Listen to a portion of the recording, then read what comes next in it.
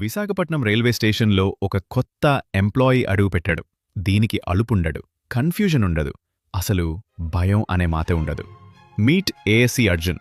ఇది కేవలం ప్యాసింజర్లకి దారి చూపించడానికి మాత్రమే కాదు, మీ సేఫ్టీని కాపాడటానికి డిజైన్ చేసిన హ్యూమనాయిడ్ రోబోట్.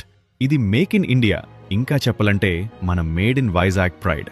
ఇది తెలుగు, హిందీ, ఇంగ్లీష్ 3 భాషల్లో మాట్లాడుతుంది. కాని దీని అసలు పవర్, దీని కళ్ళు.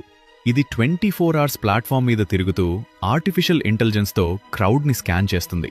ఎవరైనా క్రిమినల్ కనిపిస్తే ఫేస్ రికగ్నిషన్తో పట్టుకుంటుంది.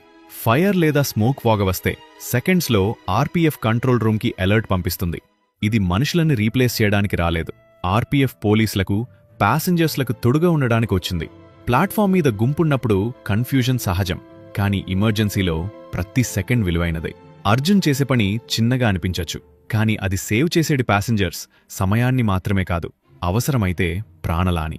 అర్జున్ మాట్లాడుతాడు, వింటాడు, కడుల్తాడు, ఇంకా నేర్చుకుంటాడు. ఇది మన ఇండియన్ రైల్వేస్ ఫ్యూచర్. ఒక స్టేషన్తో మొదలైంది, రేపు దేశం అంతా విస్తరిస్తుంది.